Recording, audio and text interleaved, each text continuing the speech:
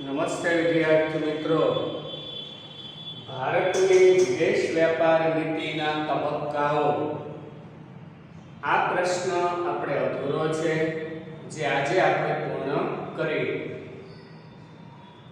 વિદેશ વ્યાપાર નીતિ એટલે મેં તમને સમજાવેલું કે વિદેશ વ્યાપાર એટલે એમાં આયાત અને નિકાસ થાય. વિદેશ વ્યાપાર નીતિ એટલે આયાત અને નિકાસ સાથે જોડાયેલી બાબતો એટલે એને વિદેશ વ્યાપાર નીતિ કહેવાય. ભારતની જે વિદેશ વ્યાપારની નીતિ છે એના તબક્કાઓને બે ભાગમાં વર્ગીકૃત કરી શકાય. એક ભાગ વૈશ્વિકીકરણ પહેલાની વિદેશ વ્યાપાર નીતિ એટલે 91 પહેલાની વિદેશ વ્યાપાર નીતિ જે આપણે અગાઉના લેક્ચરમાં સમજી ગયા. અને બીજો ભાગ એટલે કે વૈશ્વિકીકરણ પછીની વિદેશ વ્યાપાર નીતિ એટલે કે આપણે આર્થિક સુધારા અમલમાં મૂક્યા અને વૈશ્વિકીકરણ અપનાવ્યું પછી આપણી વિદેશ વ્યાપાર નીતિમાં પરિવર્તન આવ્યું. એટલે આજે હવે આપણે વૈશ્વિકીકરણ આપણે અપનાવી લીધું પછી આપણી વિદેશ વ્યાપારની નીતિ કેવી છે એના વિશે સમજીશું. પણ અગાઉના લેક્ચરમાં આપણે વૈશ્વિકીકરણ પહેલાની જે વિદેશ વ્યાપાર નીતિ સમજી ગયા એનું થોડુંક રિવિઝન લઈએ. રિવિઝનમાં આપણે જે અગાઉ સમજી ગયા હતા એ બાબતને યાદ કરીએ કે શરૂઆતના વર્ષોમાં આઝાદીના શરૂઆતના વર્ષોમાં વિદેશી વસ્તુ અને વિદેશી કંપની સામે લોકોનો માનસિક વિરોધ હતો. કેમ હતો એ મેં તમને કારણ આપેલું. જેથી આયાત અને નિકાસ ઉપર નિયંત્રણો હતા. ભારતે વિસ્તૃત તંત્રનો માર્ગ અપનાવેલો 91 પહેલાની વાત કરીએ છીએ, જેમાં આયોજનને મહત્વ આપેલું 51 થી 2. પાયાના અને મોટા ઉદ્યોગોનો વિકાસ થાય એ માટે આયાતો થઈ જેથી વપરાશી વસ્તુની આયાતો ઉપર નિયંત્રણ મૂકવામાં આવ્યું. આ બાબત પણ આપણે અગાઉ સમજી ગયા. એટલું જ નહીં, રૂપિયા ઉપર સરકારનો અંકુશ હતો. રૂપિયાનું અવમૂલ્ય એટલે રૂપિયાની કિંમતમાં જાણી જોઈને ઘટાડો કરવો એને અવમૂલ્યન કહેવાય. રૂપિયાના અવમૂલ્યન દ્વારા દેશની નિકાસો વધારવાની નીતિ અપનાવાય.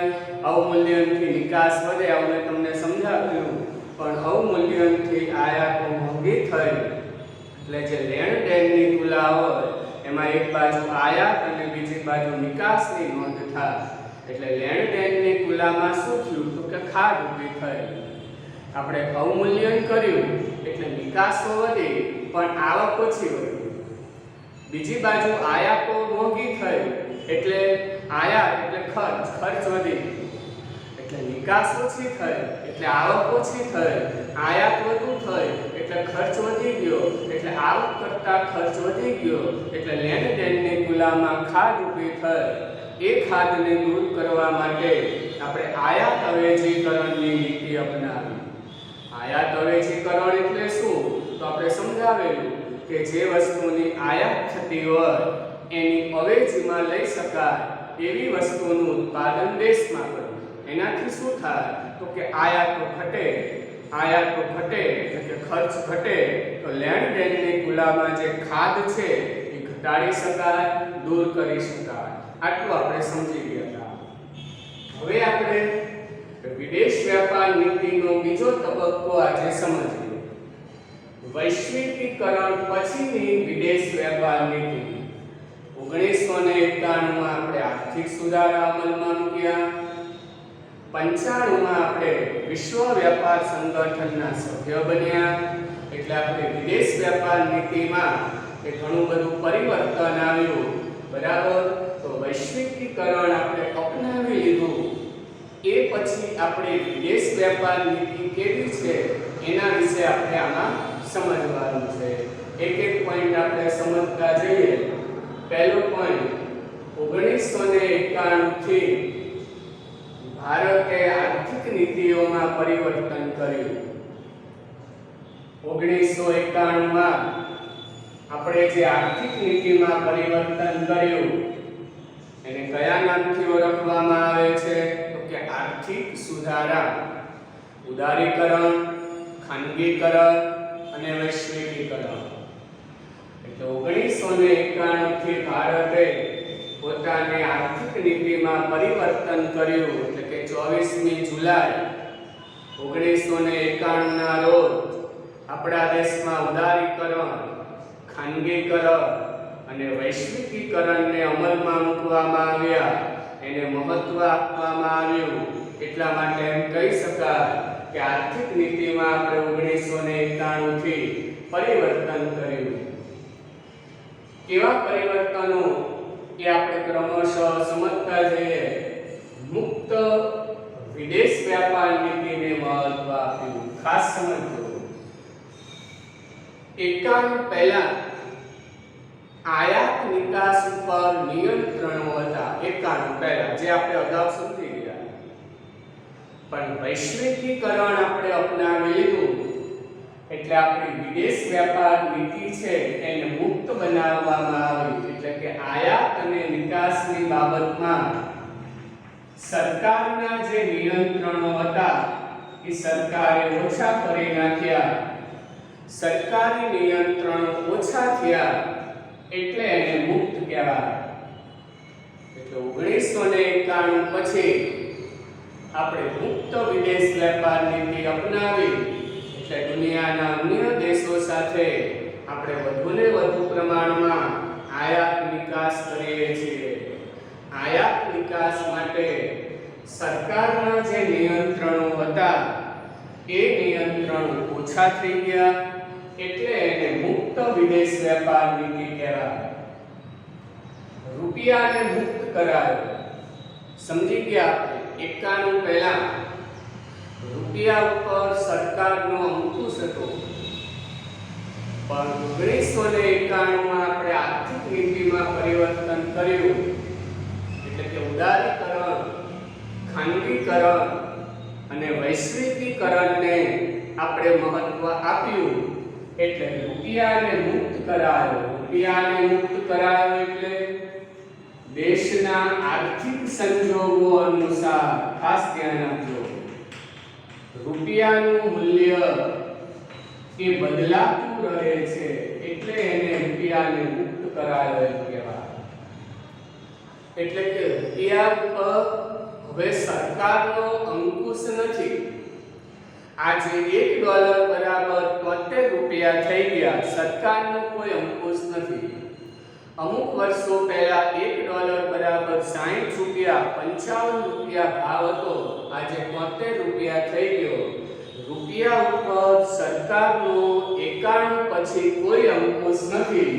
એટલે સરકારનો કોઈ અંકુશ નથી એટલે એને કહેવાય રૂપિયાને મુક્ત કરાયો. હવે તમને એક પ્રશ્ન થાય કે સરકારનો અંકુશ નથી તો આ રૂપિયાની કિંમત કેવી રીતે નક્કી થાય? તો મેં જવાબ આપ્યો કે દેશના આર્થિક સંજોગો અનુસાર રૂપિયાનું મૂલ્ય બદલાતું રહે. દેશના સંજોગો સારા થાય તો રૂપિયાનું મૂલ્ય વધે અને દેશના સંજોગો ખરાબ હોય તો રૂપિયાનું મૂલ્ય ઘટે.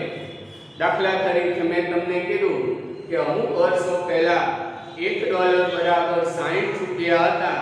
આજે 73 રૂપિયા થઈ ગયા તો 60 ના 73 થયા એટલે રૂપિયાનું મૂલ્ય ઘટી ગયું કહેવાય. દેશના આર્થિક સંજોગો ખરાબ કહેવાય. પણ માનો કે આજે 73 રૂપિયા છે અને અમુક વર્ષો પછી રૂપિયાનું મૂલ્ય ધારો કે 60 થઈ જાય તો 73 માંથી 60 થાય તો રૂપિયાનું મૂલ્ય વધ્યું કહેવાય.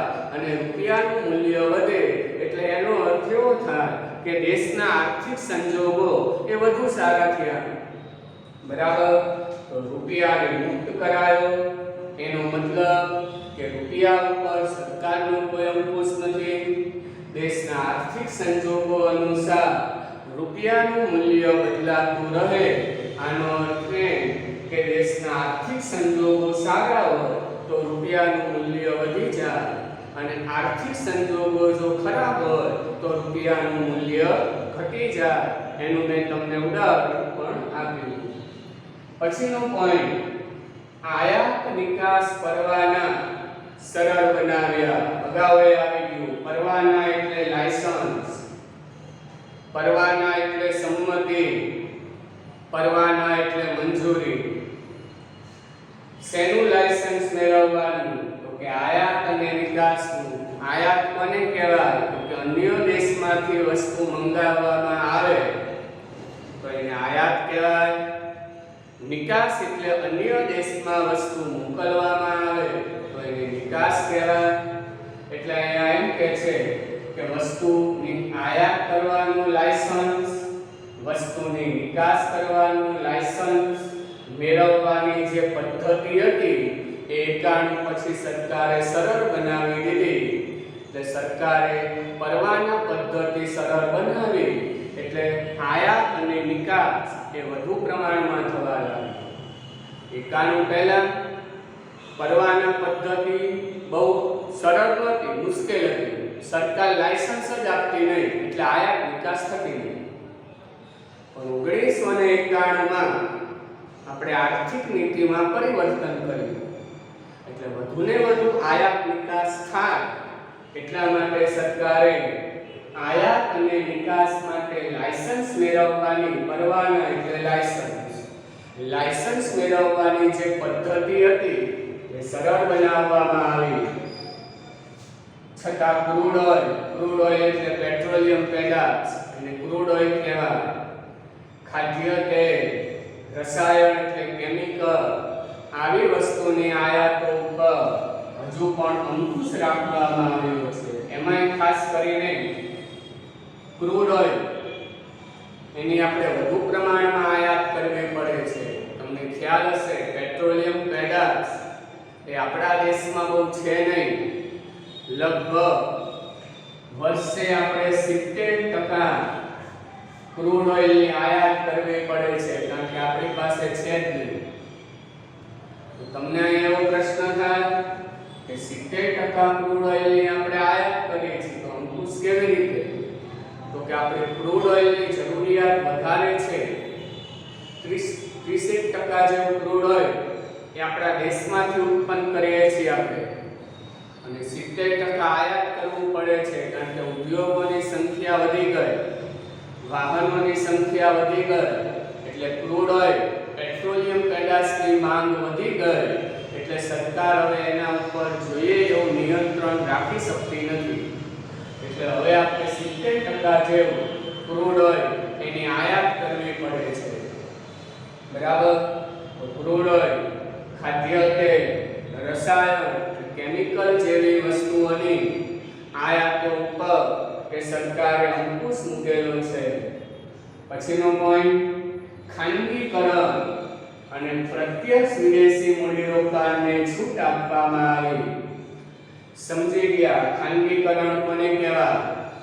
તો કે સરકાર ઔદ્યોગિક એકમની માલિકી ખાનગી વ્યક્તિ કે પેઢીને સોંપે તેને ખાનગીકરણ કહેવાય. ખાનગીકરણ 3 રીતે થાય. વિમૂડીકરણ દ્વારા શેર વેચી નાખે, વિમૂડીકરણ. પછી અનામત રાખેલા ઉદ્યોગોની સંખ્યા ઘટાડીને ખાનગીકરણ થાય, બીજો પ્રકાર. ખાનગી અને જાહેર સંયુક્ત મૂડીરોકાણ કરીને ખાનગીકરણ થાય. આપણે સમજી ગયા ખાનગીકરણ 3 રીતે થાય.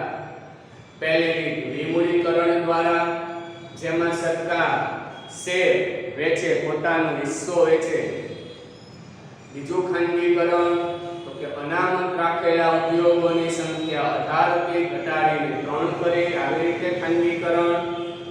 અને ત્રીજું ખાનગીકરણ કે ખાનગી મૂડીરોકાણ અને જાહેર મૂડીરોકાણ બંનેનું સંયુક્ત મૂડીરોકાણ કરી અને ઉદ્યોગો સ્થાપવામાં આવે. તો 91 પછી ખાનગીકરણને સરકારે છૂટ આપી દીધી. ખાલી ખાનગીકરણ ને નહીં, પ્રત્યક્ષ વિદેશી મૂડીરોકાણ એ પણ આપણે સમજી ગયા. પ્રત્યક્ષ વિદેશી મૂડીરોકાણ ટૂંકમાં એને શું કહેવાય? FDI. FDI નું પૂરું નામ શું થાય? ફોરેન ડાયરેક્ટ ઇન્વેસ્ટમેન્ટ, ફોરેન એટલે વિદેશી, ડાયરેક્ટ એટલે પ્રત્યક્ષ, ઇન્વેસ્ટમેન્ટ એટલે મૂડીરોકાણ, ફોરેન ડાયરેક્ટ ઇન્વેસ્ટમેન્ટ એટલે પ્રત્યક્ષ વિદેશી મૂડીરોકાણ. પ્રત્યક્ષ વિદેશી મૂડીરોકાણ કોને કહેવાય એ બાબત આપણે સમજી ગયા, છતાં આપણે એને યાદ કરીએ કે દેશની ઉત્પાદન પ્રવૃત્તિમાં વિદેશી કંપનીઓ દ્વારા જે મૂડીરોકાણ કરવામાં આવે તેને પ્રત્યક્ષ વિદેશી મૂડીરોકાણ કહેવાય. એટલે એમાં મેં તમને એવું સમજાવ્યું કે કંપની વિદેશની હોય, બીજા દેશની, અને એ કંપની ભારતમાં ઉદ્યોગ સ્થાપે અથવા તો ભારતના કોઈ ઉદ્યોગમાં મૂડીરોકાણ કરે તો દેશમાં ઉદ્યોગ સ્થાપે અથવા તો દેશના ઉદ્યોગમાં મૂડીરોકાણ કરે તો એને ઉત્પાદન પ્રવૃત્તિ કહેવાય. એટલે ખાસ સમજો, કંપની છે કે બીજા દેશની હોય પણ એ આપણા દેશના ઉદ્યોગમાં મૂડીરોકાણ કરે અથવા તો સ્વતંત્ર રીતે આપણા દેશમાં ઉદ્યોગ સ્થાપે અને આપણા દેશમાં વસ્તુનું ઉત્પાદન કરે, વેચાણ કરે, એને કહેવાય પ્રત્યક્ષ વિદેશી મૂડીરોકાણ. એટલે 91માં જે આપણે આર્થિક નીતિમાં પરિવર્તન કર્યું અને વૈશ્વિકીકરણ આપણે અપનાવ્યું, એટલે ખાનગીકરણને સરકારે છૂટ આપી દીધી. પ્રત્યક્ષ વિદેશી મૂડીરોકાણને છૂટ આપી એટલે વિદેશી કંપનીઓ એ આપણા દેશમાં મૂડીરોકાણ કરી શકે, વિદેશી કંપનીઓ એ આપણા દેશમાં ઉદ્યોગ સ્થાપી શકે, એના માટે સરકારે છૂટ આપી દીધી. એનાથી શું થયું તો કે વિદેશી જે કંપનીઓ હોય એ આપણા દેશમાં વસ્તુનું ઉત્પાદન અને વેચાણ કરવા લાગી. ઘણા ઉદાહરણ અગાઉ આપ્યા છે. કોલગેટ અમેરિકાની કંપની છે, વિદેશી કંપની. એ કોલગેટ ટૂથપેસ્ટનું ઉત્પાદન અને વેચાણ ભારતમાં કરે છે. શું કામ? કે સરકારે વિદેશી મૂડીરોકાણને છૂટ આપી. એટલે પેપ્સી અને કોકા-કોલા બંને અમેરિકાની કંપની ભારતમાં ઉદ્યોગ સ્થાપ્યા અને ભારતમાં ઠંડા પીણાનું ઉત્પાદન કરે, વેચાણ કરે. તો વિદેશી કંપની દેશમાં વસ્તુઓનું ઉત્પાદન અને વેચાણ કરવા લાગી. શું કામ કરવા લાગી? તો કે સરકારની જે આર્થિક નીતિ હતી એમાં વિદેશી મૂડીરોકાણને છૂટ આપી દીધી. સેમસંગ ઇલેક્ટ્રોનિક્સ વસ્તુનું ઉત્પાદન કરે, વેચાણ કરે, કંપની દક્ષિણ કોરિયાની. ફોક્સવેગન જર્મનીની કંપની કારનું વેચાણ કરે, ઉત્પાદન કરે. બરાબર? તો વિદેશી કંપનીઓ અને વસ્તુઓનું ઉત્પાદન અને વેચાણ ભારતમાં થવા લાગ્યું. શું કામ? તો કે આર્થિક નીતિમાં ભારત સરકારે ખાનગીકરણને છૂટ આપી દીધી, સાથે સાથે પ્રત્યક્ષ વિદેશી મૂડીરોકાણને પણ છૂટ આપી દીધી. એટલા માટે કંપની વિદેશની હોય પણ આપણા દેશમાં વસ્તુઓનું ઉત્પાદન અને વેચાણ કરવા લાગી. 1991 પછી ઉદારીકરણ, ખાનગીકરણ અને વૈશ્વિકીકરણ અપનાવ્યું. એટલે 1991 પછી આપણા દેશની વિકાસમાં વધારો થયો, કારણ કે ઉદ્યોગોનો વિકાસ થયો. ઉદારીકરણથી ખાનગી ઉદ્યોગનો વિકાસ થયો, વૈશ્વિકીકરણથી વિદેશી ઉદ્યોગો આપણા દેશમાં આવ્યા. એટલે આપણા દેશમાં 91 પછી વસ્તુનું ઉત્પાદન વધી ગયું અને ઉત્પાદન વધ્યું એટલે 91 પછી આપણે વધુ પ્રમાણમાં નિકાસ કરી શક્યા. સીધી વસ્તુ છે. 91 પહેલા ઉદ્યોગો જેટલા બધા નહીં. હવે ઉદ્યોગો જ ન હોય તો ઉત્પાદન ઓછું થાય અને ઉત્પાદન ઓછું થાય તો નિકાસ ઓછી થાય. પણ 1991 પછી કારણ કે આપણે ઉદારીકરણ અપનાવ્યું એટલે દેશમાં ખાનગી ઉદ્યોગનો વિકાસ થયો, વૈશ્વિકીકરણ અપનાવ્યું એટલે વિદેશી ઉદ્યોગો આપણા દેશમાં આવ્યા. દેશમાં ઉદ્યોગોની સંખ્યા એ વધી ગઈ, ઉત્પાદન વધી ગયું એટલે પછી આપણા દેશની વિકાસમાં વધારો કરવો. પ્રશ્ન 1 માર્કમાં પૂછા 1995 માં Bharat WTO World Trade Organization એનું ગુજરાતી આપણે કીધું હતું વિશ્વ વ્યાપાર સંગઠન. એટલે 1995 માં ભારત વિશ્વ વ્યાપાર સંગઠનનું સભ્ય બન્યું. આ પોઈન્ટ અગાઉ આવી ગયું છે. સભ્ય બન્યા પછી એ સંસ્થાના માર્ગદર્શન મુજબ આપણે આપણા કાયદાઓ બદલી નાખ્યા. એટલે આપણે તમને ઉદાહરણ આપેલું કે જે સંસ્થાના આપણે સભ્ય બનીએ એના કાયદાનું આપણે પાલન કરવું પડે. મેં તમને ઉદાહરણ આપેલું, તમે વિદ્યાર્થી છો, તમે જે સ્કૂલમાં એડમિશન લો એ સ્કૂલના નિયમોનું તમારે પાલન કરવું પડે. તો સ્કૂલ એ સંસ્થા છે, તમે એડમિશન લો છો એટલે તમે સભ્ય થયા, એટલે સ્કૂલના નિયમોનું તમારે પાલન કરવું પડે. એવી રીતે વિશ્વ વ્યાપાર સંગઠન જેને ટૂંકમાં WTO કહેવાય એ સંસ્થા છે, એનું સભ્યપદ ભારતે 1995 માં લીધું. એના એ સંસ્થાના સભ્ય બન્યા એટલે એના માર્ગદર્શન મુજબ આપણે આપણા કાયદાઓમાં શું કરવું પડ્યું તો કે પરિવર્તન. કયા કાયદાઓમાં પરિવર્તન કર્યું તો એના ઉદાહરણ આપું. ખેત પેદાશની આયાત નિકાસના કાયદા. WTO એટલે વિશ્વ વ્યાપાર સંગઠન છે, બરાબર, એના માર્ગદર્શન મુજબ આપણે આપણો કાયદો બદલી નાખ્યો કે આપણી જે ખેત પેદાશ છે એ બીજા દેશમાં નિકાસ કરવાની, પણ કેવી ખેત પેદાશની નિકાસ કરવાની તો કે ગુણવત્તાવાળી. ખાસ ધ્યાન આપજો. તો આપણે છે એ ખેત પેદાશની નિકાસ કરીએ છીએ. America, Japan, Germany, France, Britain આ બધા દેશોમાં આપણે આપણી ખેત પેદાશની નિકાસ કરીએ છીએ. પણ કેવી ખેત પેદાશની નિકાસ કરીએ છીએ તો કે ગુણવત્તાયુક્ત. તમને ઉદાહરણ આપું. કેસર કેરીનું ઉત્પાદન જૂનાગઢમાં થાય છે, પણ એમાંથી ગુણવત્તાયુક્ત કેસર કેરી એ બીજા દેશોમાં આપણે નિકાસ કરીએ છીએ. કેમ ગુણવત્તાયુક્ત જ આપણે નિકાસ કરીએ છીએ તો કે WTO ના માર્ગદર્શન મુજબ આપણે કાયદા બદલી નાખ્યા. આપણે કાયદામાં ફેરફાર કર્યો કે આપણી ગુણવત્તાવાળી જે ખેત પેદાશ હશે એ જ આપણે બીજા દેશમાં નિકાસ કરીશું. તો ખેત પેદાશની આયાત નિકાસના કાયદા આપણે બદલી નાખ્યા. કાયદાનું ઉદાહરણ આપ્યું કે આપણે ગુણવત્તાયુક્ત ખેત પેદાશ અન્ય દેશમાં નિકાસ કરીશું. આ કાયદો એ આપણે બદલ્યો.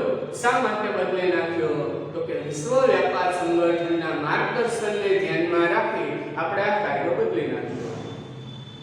મૂડીરોકાણનો કાયદો. 91 પહેલા વિદેશી કંપની આપણા દેશમાં મૂડીરોકાણ કરી શકતી નહીં અને આપણા ઉદ્યોગકારો અન્ય દેશમાં મૂડીરોકાણ કરી શકતા નહીં 91 પહેલા. પણ 1995 માં આપણે વિશ્વ વ્યાપાર સંગઠનના સભ્ય બન્યા એટલે એના માર્ગદર્શનને આધારે આપણી સરકારે કાયદો બદલ્યો કે વિદેશી કંપની હવે ભારતમાં મૂડીરોકાણ કરી શકશે. મૂડીરોકાણનો કાયદો બદલાઈ ગયો. એટલે 91 પછી તમે જો ઘણી બધી વિદેશી કંપનીઓ એ ભારતમાં આવવા લાગી. શું કામ તો કે મૂડીરોકાણનો કાયદો આપણે બદલી નાખ્યો. વિદેશી મૂડીરોકાણને છૂટ આપી દીધી. એટલું જ નહીં, ભારતના જે ઉદ્યોગપતિ છે એને અન્ય દેશમાં મૂડીરોકાણ કરવાની છૂટ આપી દીધી સરકારે. ખાલી વિદેશી નહીં, આપણા દેશના ઉદ્યોગપતિ છે એને અમેરિકા, ચીન, જાપાન, જર્મની જેવા દેશમાં મૂડીરોકાણ કરવું હોય, ઉદ્યોગ સ્થાપવો હોય તો એના માટે સરકારે છૂટ આપી દીધી. તો 91 પહેલા મૂડીરોકાણ અન્ય દેશ આપણા દેશમાં કરી શકતું નહીં, આપણા દેશના ઉદ્યોગપતિ અન્ય દેશમાં કરી શકતા. પણ 95 માં આપણે WTO નું સભ્યપદ લીધું એટલે મૂડીરોકાણનો કાયદો સરકારે બદલી નાખ્યો કે હવે વિદેશી કંપની આપણા દેશમાં મૂડીરોકાણ કરી શકે, આપણા દેશની કંપની અન્ય દેશમાં મૂડીરોકાણ કરી શકે. તો 1995 1995માં ભારત વિશ્વ વ્યાપાર સંગઠનનું સભ્ય બન્યું અને એના માર્ગદર્શન મુજબના કાયદાઓ ભારતે બદલી નાખ્યા. ગુણવત્તાયુક્ત ખેત પેદાશની નિકાસ કરવી, ખેત પેદાશની આયાત નિકાસનો કાયદો બદલી નાખ્યો. મૂડીરોકાણના કાયદા બદલી નાખ્યા કે વિદેશી કંપની આપણા દેશમાં મૂડીરોકાણ કરી શકે, આપણી કંપની અન્ય દેશમાં મૂડીરોકાણ કરી શકે. તો 1991 પછી આપણે વિદેશ વેપાર નીતિનો તબક્કો સમજી ગયા કે આર્થિક નીતિમાં પરિવર્તન કર્યું, ઉદારીકરણ, ખાનગીકરણ અને વૈશ્વિકીકરણને મહત્વ આપ્યું, મુક્ત વિદેશ વેપાર નીતિને મહત્વ આપ્યું. મુક્ત વિદેશ વેપાર નીતિ એટલે વિદેશ વેપારની જે નીતિ હતી એમાં સરકારે પોતાનું નિયંત્રણ એ ઓછું કરી નાખ્યું. રૂપિયાને મુક્ત કરાયો એટલે રૂપિયાનું મૂલ્ય રોજે રોજ બદલાય છે. રૂપિયા ઉપર હવે સરકારનો કોઈ અંકુશ નથી. આર્થિક સંજોગો અનુસાર એ રૂપિયાનું મૂલ્ય બદલાતું રહે છે. આયાત અને નિકાસ કરવા માટે લાયસન્સ મેળવવાની જે પદ્ધતિ હતી એ સરળ બનાવી દીધી.